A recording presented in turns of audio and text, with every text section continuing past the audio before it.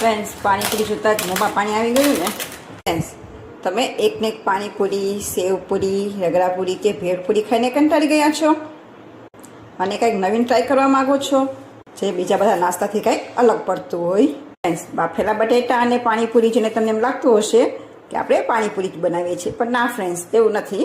તો ફ્રેન્ડ્સ, આજે હું આપના માટે પાણીપુરીની એક નવી રેસીપી લઈને આવી છું, એકદમ યુનિક અને ડિલિશિયસ.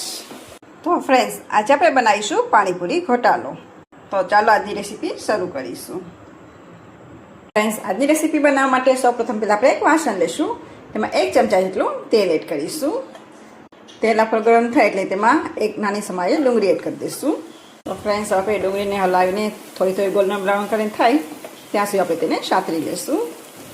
ફ્રેન્ડ્સ, 1 થી 2 મિનિટ જેવું થઈ ગયું છે અને હવે ડુંગળી પણ સરસ એવી સતરાઈ ગઈ છે. અહીં તમારે ડુંગળીને બહુ ઝાઝીને સતાવવાની, થોડી તેને કાચી રહેવા દેવાની છે, એટલે કે 80% જેવી જ આપણે તેને કૂક કરવાની છે. હવે આપણે તેમાં એડ કરીશું અડધી ચમચી આદુ અને લસણની પેસ્ટ અને સાથે થોડા લીલા મરચાં એડ કરી દઈશું. અહીં મેં તીખા મરચાં લીધા છે. જો તમને તીખું પસંદ ના હોય અને તમારા બાળકો તીખું ના ખાતા હોય તો તમે તેને સ્કીપ પણ કરી શકો છો અને મોરું મરચું પણ લઈ શકો છો. તો આપણે બધું સરસ એવું હલાવીને 1 મિનિટ માટે પકવી લઈશું, જેથી કરીને આદુ અને લસણનો કાચો સ્વાદ હોય તે દૂર થઈ જાય. 1 મિનિટ જેવું થઈ ગયું છે. તો આપણે તેમાં એડ કરીશું ઝીણું સમારેલું ટમેટું. અહીં મેં મીડિયમ સાઇઝનું ટમેટું લીધું હતું, એના રીતે મેં કટ કરીને લીધું છે. જો તમારે ચોપરમાં ચોપ કરવું હોય તો પણ તમે કરી શકો છો, તો તેની ગ્રેવી બનાવવી હોય તો પણ તમે બનાવી શકો છો. તો આપણે ટમેટું સોફ્ટ થાય ત્યાં સુધી તેને પકવા દઈશું. તમે જોશો કે ટમેટા પણ આપણા સરસ એવા ગળી ગયા છે. તો આપણે થોડાક મસાલા કરી લઈશું. તો આપણે ગેસની ફ્લેમને થોડીક વાર માટે લો કરી દઈશું. તો તેમાં એડ કરીશું અડધી ચમચી ધાણા જીરું પાવડર, અડધી ચમચી કાશ્મીરી લાલ મરચું પાવડર. જો તમારી પાસે ના હોય તો તમે રેગ્યુલર મરચું પણ લઈ શકો છો. પછી થોડીક એવી હળદર એડ કરીશું. પછી એડ કરીશું અડધી ચમચી ચાટ મસાલો. ફ્રેન્ડ્સ, મસાલા તો આપણા થઈ ગયા છે.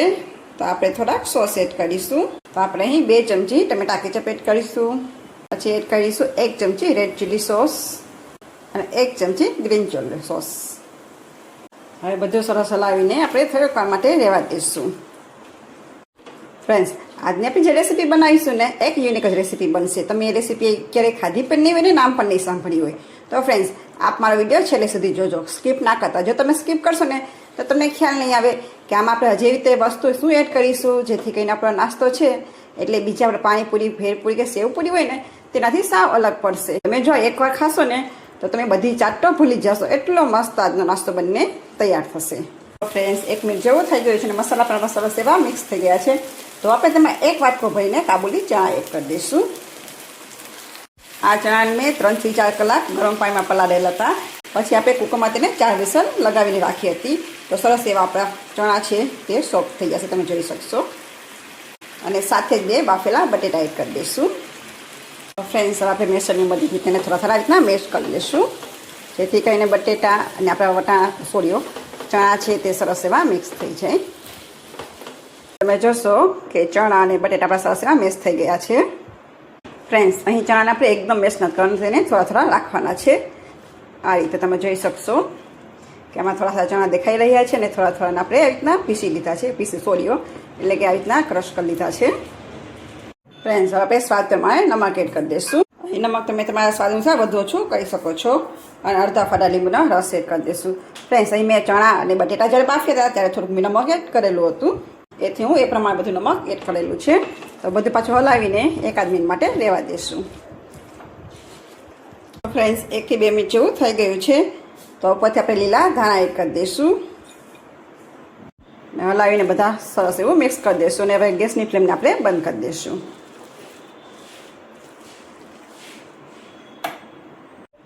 ફ્રેન્ડ્સ, હવે આપણે થોડું ઠંડુ થવા દઈશું, ત્યાં સુધીમાં આપણે બીજી પ્રોસેસ કરીશું. તો ફ્રેન્ડ્સ, હવે આપણે 1 વાટકો ઘરનું જ દહીં લઈશું. અહીં મેં મીડિયમ ખાટું દહીં લીધું છે. જો તમારે મોડું દહીં લેવું હોય તો તમે લઈ શકો છો. તેમાં આપણે 2 ચમચી ખાંડ એડ કરીશું. જો તમારે ખાંડ ના એડ કરી હોય તો તમે સાકરનો ભૂકો પણ એડ કરી શકો છો. અને થોડુંક નમક એડ કરી દઈશું. હવે આ દહીંને આપણે સરસ એવું ફેટી લઈશું. હવે જ્યાં સુધી ખાંડ ના ઓગળે ત્યાં સુધી આપણે તેને ફેટવાનું છે. તો ફ્રેન્ડ્સ, તમે જોશો કે દહીં આપણું સરસ એવું ફેટાઈ ગયું છે. તો દહીં આપણે આ રીતે રાખીશું. ફ્રેન્ડ્સ, હવે આપણે 1 તીખી ચટણી તૈયાર કરી લઈશું. તેના માટે મેં 2 અહીં મોરા મરચાં લીધા છે અને 1 તીખું મરચું લીધું છે. પછી એડ કરીશું આદુનો ટુકડો અને સાથે જ આપણે એડ કરી દઈશું ફોદીનો. પછી એડ કરીશું લીલા ધાણા. ફ્રેન્ડ્સ, લીલા ધાણા આપણે અહીં દાંડી સોતા જ એડ કરીશું. પછી આપણે તેમાં એડ કરીશું સ્વાદ પ્રમાણે થોડુંક નમક. પછી એડ કરીશું અડધા ફાટા લીંબુનો રસ અને થોડુંક ઠંડુ પાણી એડ કરીશું, જેથી કરીને આપણે ચટણીનો કલર એકદમ લીલો રહેશે. તો ફ્રેન્ડ્સ, તમે જોશો કે ચટણી પણ આપણી સરસ બનીને તૈયાર છે. તો ફ્રેન્ડ્સ, સર્વિંગ માટે આપણે એક પ્લેટ લઈશું. તો આપણે અહીં પાણીપુરી લઈશું. અહીં આપણે આખી પૂરીનો ઉપયોગ નહીં કરીએ, આ રીતે તેનો ભૂકો કરી દઈશું. તો ફ્રેન્ડ્સ, હવે આપણે તેમાં બટેટાને ચણા એડ કરી દઈશું. અહીં તમે જેવી પ્લેટ બનાવે એ પ્રમાણે બટેટાને ચણાનું સ્ટફિંગ પાથરવાનું છે અને ઉપર ફરી પાછું આપણે આવી રીતના પાણીપુરીને ક્રશ કરીને એડ કરી દઈશું.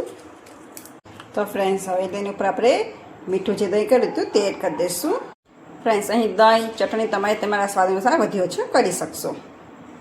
પછી આપણે એડ કરીશું ખજૂર આંબલીની ચટણી. પછી આપણે એડ કરીશું તીખી ચટણી.